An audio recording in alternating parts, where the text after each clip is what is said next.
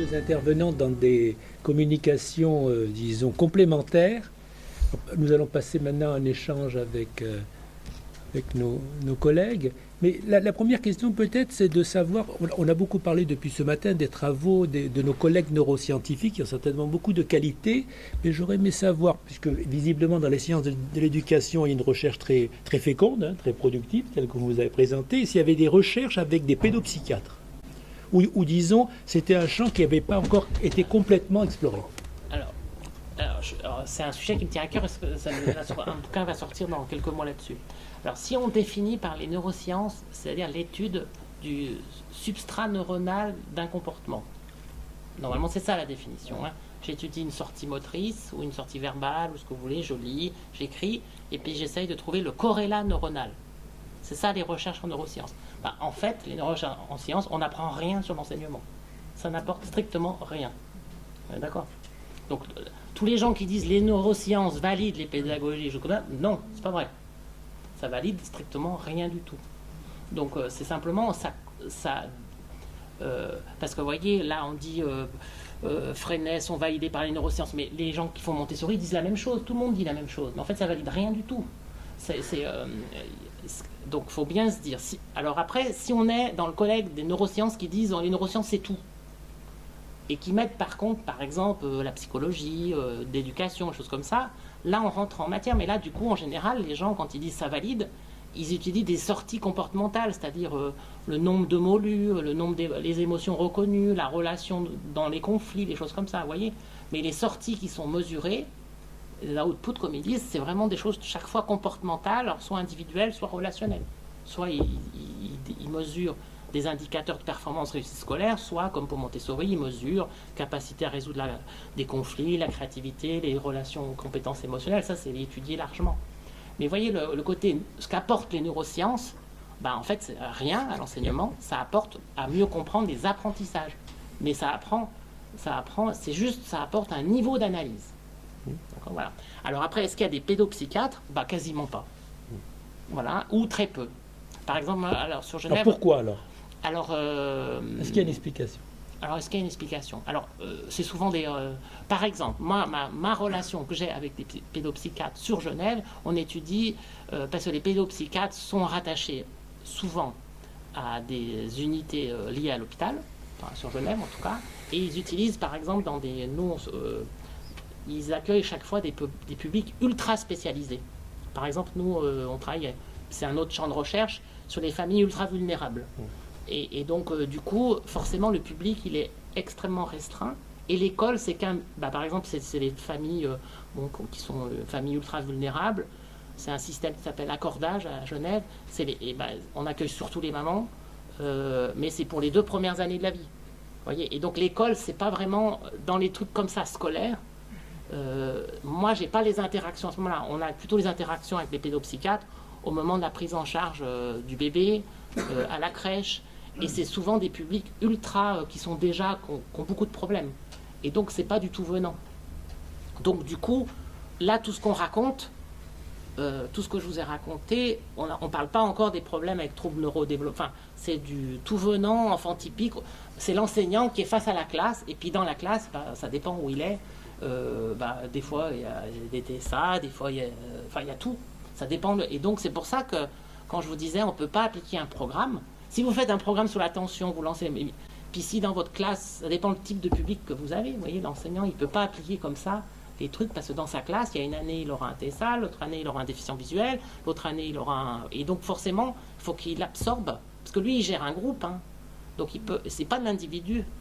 Et donc, il a son groupe classe. Alors, quand lui, il a son temps plein, ça va. Mais souvent, des fois, ils sont à temps partiel. Et donc, après, c'est comme... Enfin, vous voyez le côté... Donc, c'est pour ça que pédopsychiatre, du coup... Nous, nos relations, c'est chaque fois sur des publics très spécifiques et du coup, ils n'interviennent pas dans nos recherches sur tout venant. Mais on en discute au café, mais pas voilà. Pas dans les recherches. Voilà. Moi, votre question me renvoie au fait qu'il y a eu sans doute une tradition beaucoup plus forte Moi, j'avais fait ma thèse sur les enseignants spécialisés en France, où dans les référentiels de formation, il y a eu un lien quand même assez fort en gros, à la création du diplôme qui s'appelle le CAPSAIS, je crois que c'est 87 de mémoire. Comment ? Le diplôme s'appelait le CAPSAIS, c'est-à-dire du temps des anciens diplômes d'enseignants spécialisés, CAEI ça s'appelait à l'époque. Il y avait une tradition psychopédagogique dans la formation des enseignants spécialisés qui rapprochait, je pense, fortement, et la psychopédagogie dominante était plutôt d'inspiration analytique. Et donc, il y avait des liens forts. Et de mon point de vue, en tout cas, aussi bien dans les sciences de l'éducation que dans le champ de la formation des enseignants, la tradition psychanalytique, alors elle est maintenue encore un tout petit peu par les rééducateurs de l'éducation nationale de la FNAREN, mais en fait, c'est vraiment une tradition qui a disparu des cursus de formation, qui s'est progressivement parce qu'il y a une contestation même de l'approche psychanalytique au sein de l'éducation nationale, par exemple. Et donc je pense que ça ne facilite pas le fait qu'il y ait dans des projets de recherche des rapprochements, et y compris dans le champ de la psychologie qui est devenue dominante dans le lien aux sciences de l'éducation, c'est effectivement une psychologie de type cognitive, voire du côté... Ouais. Ça veut dire qu'au fond, une psychologie de type cognitif, c'est pas perçu à l'éducation nationale comme ayant quelque chose à voir avec la pédopsychiatrie. Parce que, attends, 2 minutes, je voudrais juste préciser ce point. Parce que c'est un truc qui me frappe depuis ce matin. C'est comme si c'était une autre science que la science considérée comme étant la pédopsychiatrie, comme si la pédopsychiatrie devait forcément être psychanalytique, ce qui est loin d'être la réalité, comme vous savez. Au moins autant que tes 60% qui interviennent sont freinés. Et donc, c'est pas parce que de temps en temps tu interroges sur la maman que tu es psychanalyste, tu comprends ? Et donc, il y a cette question-là qui est un problème. Est-ce que tu penses que c'est ça qui fait la difficulté, puisqu'au fond, ils ne peuvent pas s'occuper de pédopsychiatrie, puisqu'ils s'occupent de psychologie cognitive. Parce qu'il y a beaucoup, et vous l'avez entendu tout à l'heure, par exemple avec Mario, il y a beaucoup de gens qui, y compris les concepts psychanalytiques ou enfin plus ou moins proches de la psychanalyse, les transforment en concepts cognitifs. Et les utilisent comme tels. Le terme de pathologie est mis sur la difficulté. C'est-à-dire que si nous avons des idées sur, en général, le développement intellectuel de l'enfant, enfin, l'évolution intellectuelle de l'enfant, nous ne sommes jamais interrogés sur la généralité des choses, mais notre expertise, s'il en est une, c'est sur ce qui est déjà désigné comme pathologique. C'est pour ça qu'on ne demande pas. Moi, ça m'intéresserait beaucoup, parce que à force de voir des pathologies et de les rattacher à ce qui s'est passé avant dans l'histoire de l'enfant, on finit par avoir des constantes qu'on pourrait non pas généraliser, mais quand même relier à ce qu'on voit dans les difficultés d'apprentissage après. Et je ne vais pas prendre de micro. Si vous m'entendez au fond de la salle, tu m'entends ? Bon. Moi aussi. Non, il n'y a pas besoin que ça soit... Je me mets là parce que il y a quelque chose qui est un impensé là. Et ça ne tient pas seulement à l'AFP. Partout, il y a la tribune et les élèves. Sauf que là, il y a plein de professeurs. Il y a des professeurs parmi les élèves. Mais c'est quand même... Ça a la tête dure. Alors, chez les Freinais, il y a des instits qui arrivent à faire la classe en rond. La semaine prochaine, je vais peut-être aller à un psy-trialogue, c'est super. Il y a des malades, des soignants, des autres... Tout le monde parle, prend la parole, comme ça, c'est du Freinet. Hein. Vous ne connaissez pas le psy-trialogue ? Oh, c'est super. Qu'est-ce que je voulais dire ? Ah oui. Alors, chez Boileau, ce qui se conçoit bien s'énonce clairement, et les mots pour le dire arrivent aisément. Il y en a un qui a dit « Ce qu'on énonce clairement, alors on le conçoit bien ». Je vous dirai après qui c'est si vous voulez. Autrement, qu'est-ce que je voulais dire ? Oh, il y a autre chose, hein, mais oui, les enfants, ils apprennent à parler, et puis on ne sait pas trop comment, parce que c'est avant l'école, donc les scientifiques ne s'en occupent pas. Hein. Mais ils apprennent à parler. Et quand on leur parle correctement, ils ont la syntaxe, ils parlent bien. Moi-même, il y a des syntaxes, des règles de grammaire que j'applique en parlant et en écrivant. Je ne saurais pas trop les énoncer. Hein. Surtout que ça change tout le temps. Moi, j'ai appris verbe, sujet, complément. Après, c'était groupe, sujet, groupe. Après, c'est déterminant. Bon. Mon plus jeune fils, c'était le déterminant, mais là, moi, ça me dépassait. Qu'est-ce que vous voulez dire encore? Je voulais dire quelque chose dans cette... Ah, il y a encore un prof, là, dans l'Assemblée. Mais pire que ça, je veux me faire un petit coup de publicité. La troisième édition de mon anti-manuel d'orthographe sort dans quelques jours. Je me permets de vous le recommander parce que vous comprendrez que les règles de grammaire n'existent pas. Donc, voilà. C'était juste, excusez la parenthèse. La dernière chose que je voulais dire, c'est que appliquer une pédagogie, c'est faire une violence à l'enfant pour le faire rentrer dans le code. Et puis éliminer tout ce qui n'est pas dans le code, tout ce qui n'est pas validé comme ça. Hein. Et la violence est à l'enfant, c'est, pour reprendre des gros mots, son désir. On ne parle plus du désir. Hein, mais, je m'arrête là, j'en ai pour toi. La caricature, l'extrême pointe de ça, c'est l'encoprésique. L'encoprésique, il a 2 ans, 3 ans. Vous voulez me faire chier? Je vous emmerde. Oui, moi, enfin... on parle de pratiques qui sont transmises par des enseignants et on évalue des résultats chez les élèves. Dans tout ce qui vient d'être dit, ce qui m'embête un peu, c'est qu'il n'y a pas d'enseignants et finalement, on sait bien que toute méthode nouvelle qui est donnée à un enseignant va lui créer une remobilisation qui va faire que, comme par hasard, ça va marcher. Et donc finalement, sans déconstruire voilà, tous les travaux sur les pratiques, est-ce que finalement, pour exagérer ma pensée, il suffirait finalement d'abord de faire la vraie, non plus des corrélations entre des pratiques et des résultats, mais des causalités qui ne seraient qu'entre l'engagement de l'enseignant, sa santé mentale. Tout à fait. Peut-être que c'est là, il y aurait besoin de m'expliquer. Quelle est la santé mentale d'un enseignant, sa capacité relationnelle, évidemment la construction de son savoir, qui serait peut-être les seules causalités à ce que ça réussisse ou pas, ce qui d'une certaine façon, je m'en excuse, annulerait toutes les différentes pratiques. Il suffirait de se focaliser. J'ai été formatrice dans beaucoup de courants pédagogiques. À chaque fois qu'on apporte une nouvelle connaissance à un enseignant, ça le rebooste.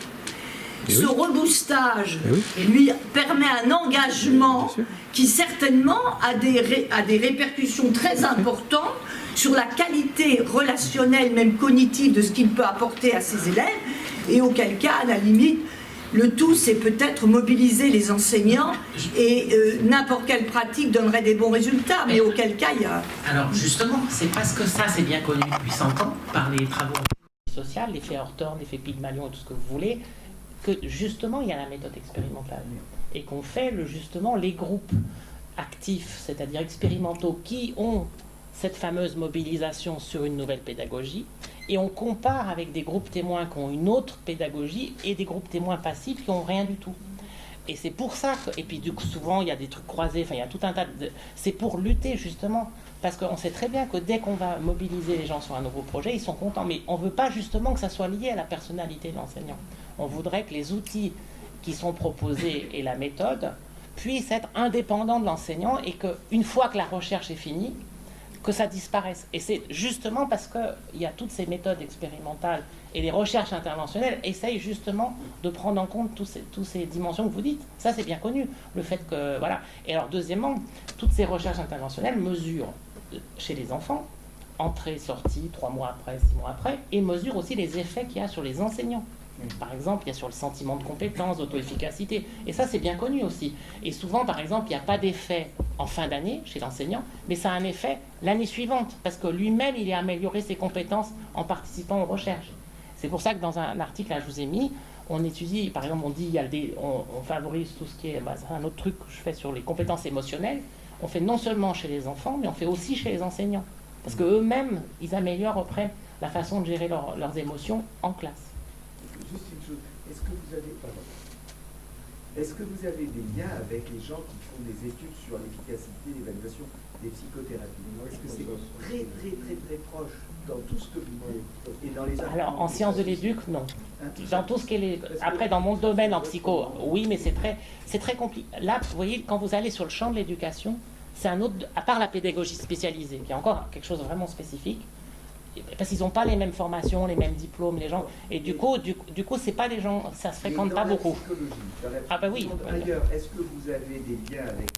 Parce que c'est des indicateurs méthodologiques qui peuvent être transmissibles d'un côté à l'autre, devant la même difficulté du qualitatif en particulier, les choses que vous avez dites.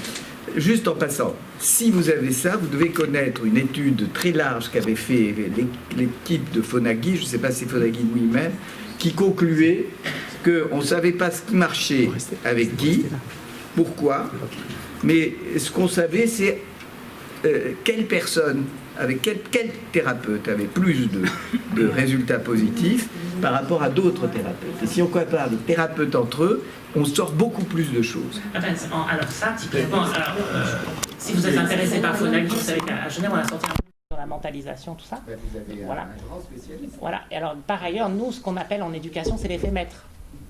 Donc en fait, il y a l'effet établissement, il y a l'effet maître, et voilà. Donc, et l'effet maître, ça serait un peu ce qui est. C'est pour ça que du coup, moi je défends que en fait, la clé pour notre système éducatif, c'est la formation des enseignants. C'est ça le levier. Tout le reste, ça va coûter beaucoup d'argent. Et la formation continue. Oui, bien sûr. Et c'est ça qui compte, parce que c'est là, de toute façon, tout le monde dit que le meilleur levier, c'est le maximum de formation possible, quantitative, c'est-à-dire déjà à mettre à disposition des heures, parce qu'ils n'en ont pas beaucoup. Et en plus, il faut que ça soit qualitativement, il y a les recherches interventionnelles, c'est comment mettre les gens dans le process tout au long de la vie. Et en fait, ils ont extrêmement peu d'heures de formation, en fait. Si, ça existe, mais très peu. Monsieur, allez-y. Je ne sais pas si vous êtes revenu récemment sur l'effet Pygmalion, l'étude précisément, mais il y a des phénomènes très très paradoxaux. Parce que d'abord, il n'y a pas de choix. Alors je rappelle, ce sont des enfants qui ont été désignés aléatoirement par 2 psychologues dans une expérimentation bidonnée, puisque les tests en fait sont fictifs. Et donc les 2 psychologues disent aux enseignants qu'il y a une certaine proportion d'enfants dans leur classe qu'ils nomment arbitrairement comme ayant des résultats supérieurs au test et donc ayant un potentiel d'acquisition supérieur.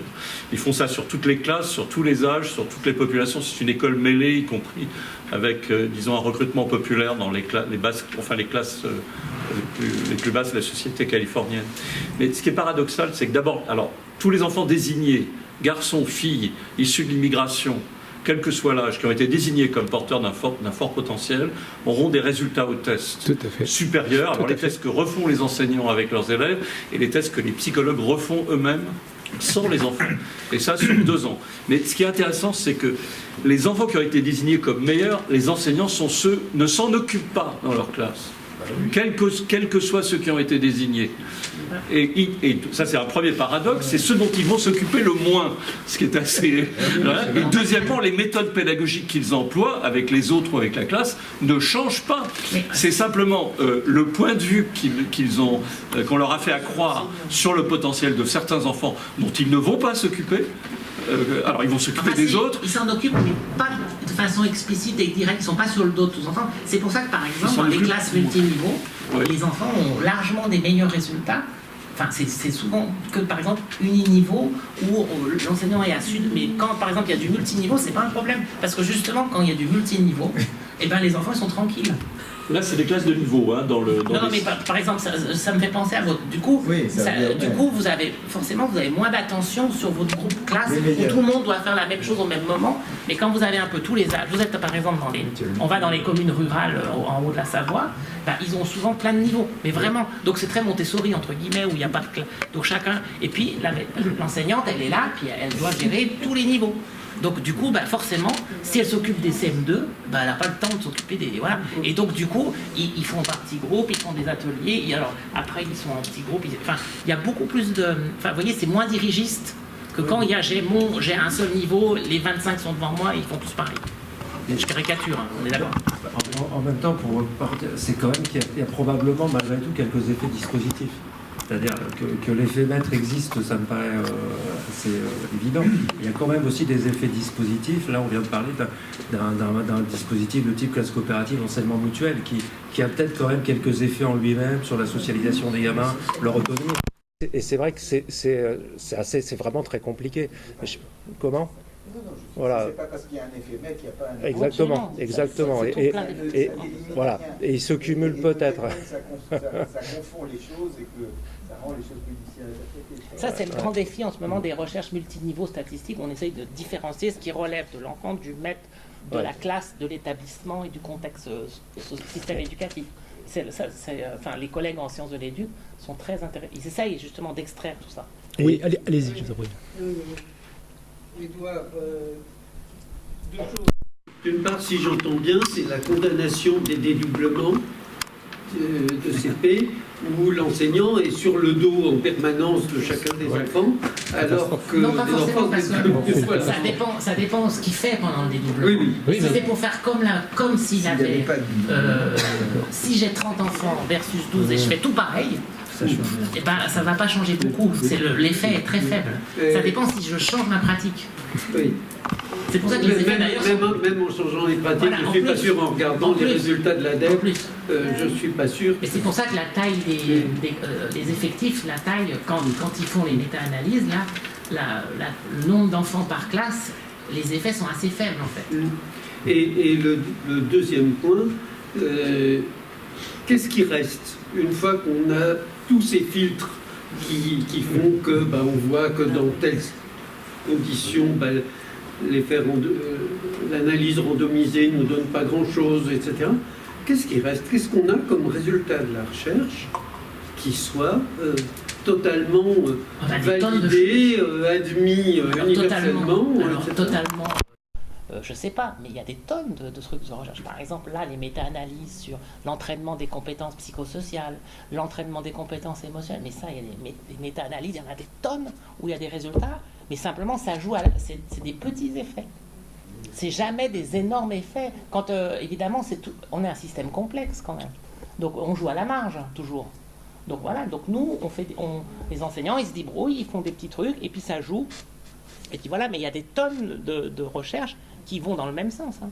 Jean-Pierre, vas-y. Je vais poser une question un peu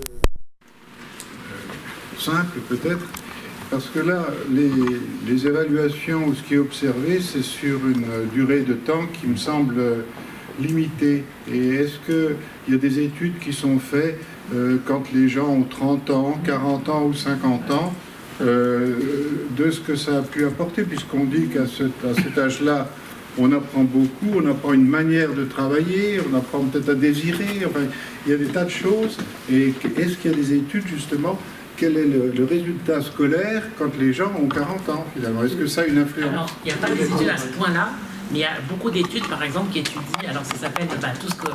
c'est bien, pardon. Tout ce qui est longitudinal. Et ça, évidemment... ça a été étudié.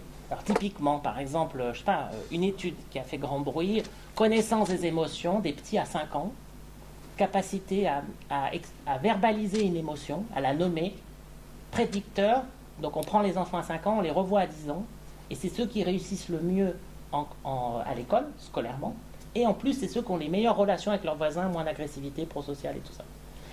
Test du marshmallow à 5 ans, 10 ans après, ils retrouvent meilleure réussite scolaire. Là. Après, il y a des trucs qui discutent cette affaire-là, mais il y a des cohortes comme ça. C'est des études extrêmement coûteuses, hein, parce que c'est pas un doctorant qui peut le faire, parce que sa thèse est plus longue, et du coup, il faut beaucoup d'argent. Hein.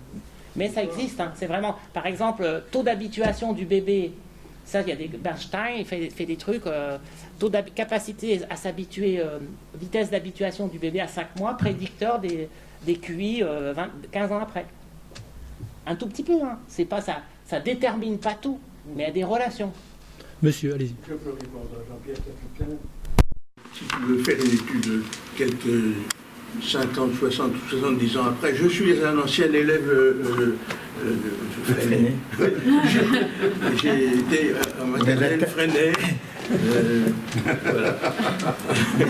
Mais d'autres, moi, je voulais dire quand même deux mots, parce qu'il y a des mots qui reviennent, et je pense qu'ils sont à examiner de près.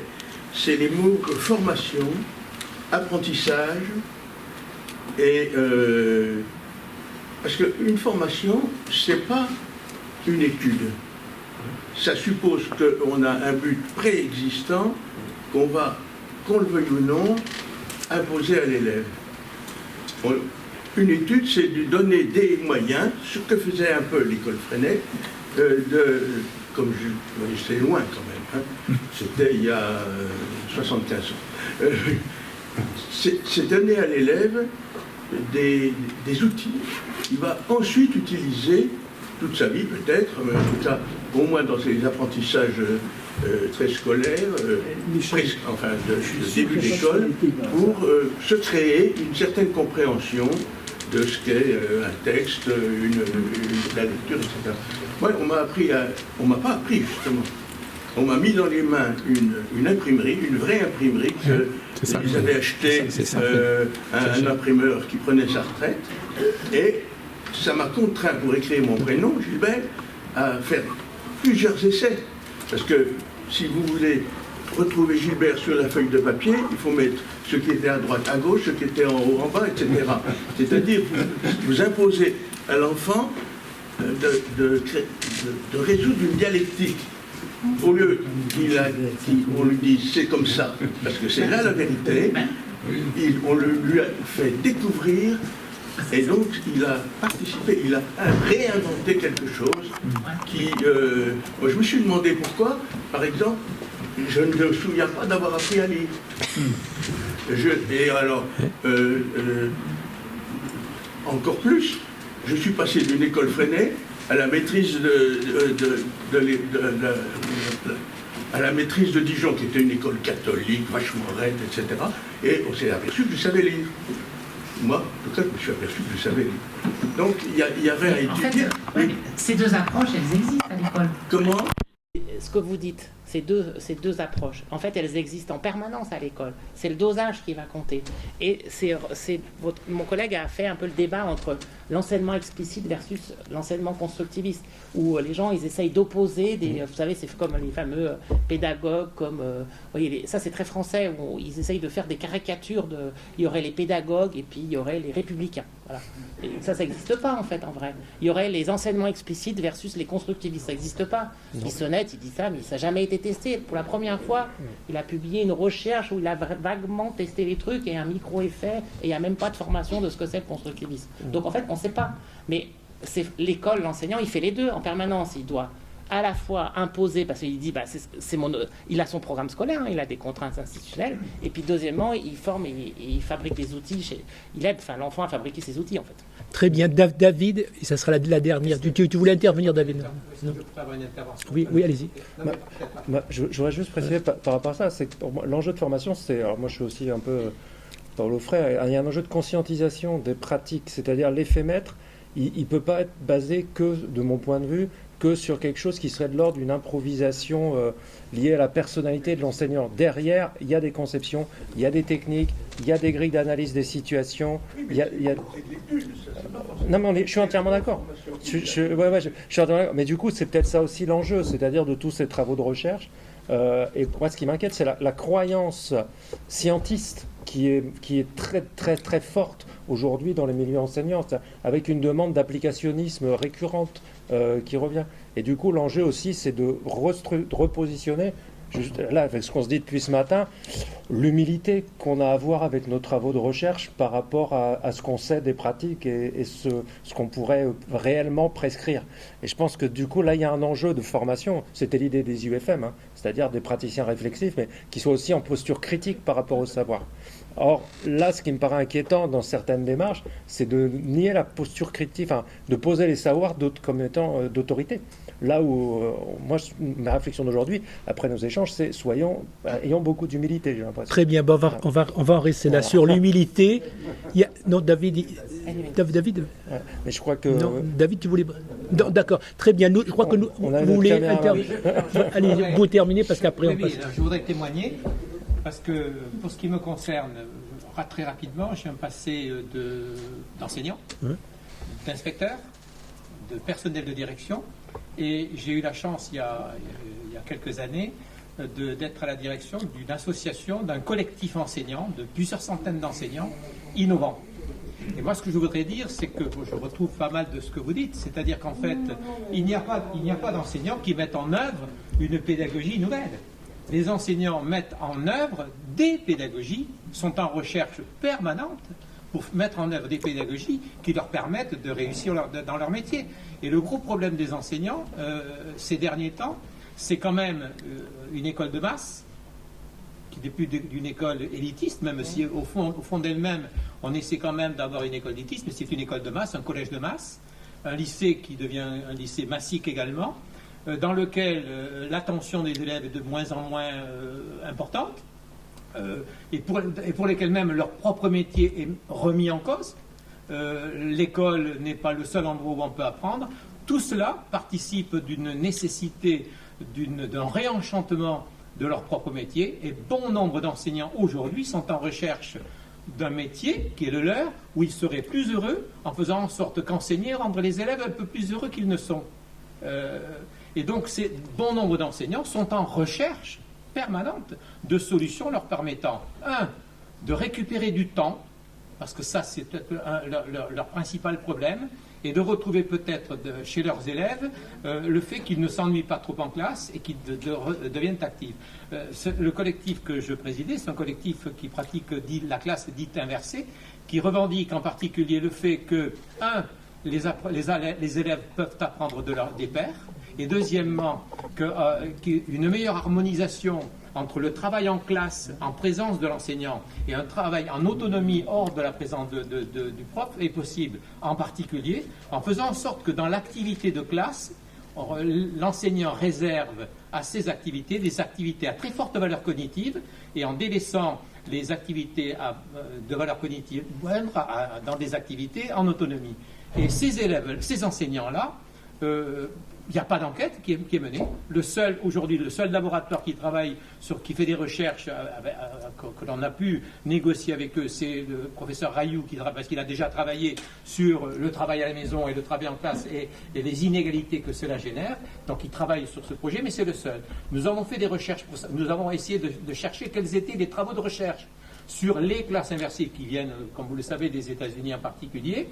On n'en a pas du tout trouvé dans les recherches francophones. On en a trouvé plus de 200 travaux de recherche dans les travaux anglo-saxons, et pour un certain nombre d'entre eux montrent qu'effectivement, parmi ces activités prônées à l'époque par la classe inversée, cela réduisait les difficultés des élèves, mais je ne ferai que fermer la parenthèse à ce niveau-là. Donc, les enseignants sont, du moins ceux qui ont envie de réussir, parce qu'ils ne sont peut-être pas tous dans cette situation, mais ceux qui ont envie de faire réussir leurs élèves et de réussir eux-mêmes dans leur propre métier, essaient d'avoir le maximum d'outils, et ce maximum d'outils, on ne peut faire en sorte qu'il se diffuse que par une véritable formation continue des enseignants, qui est quasiment, je suis désolé, quasiment inexistante aujourd'hui, même si on fait en sorte que on nous dit qu'elle est 24 heures par an. Très bien. 24 heures par an. 24 heures par an. Très bien. Nous remercions nos intervenants. Je pense que le débat était riche, il aurait pu continuer. Vous voyez que l'école passionne toujours. Alors j'appelle...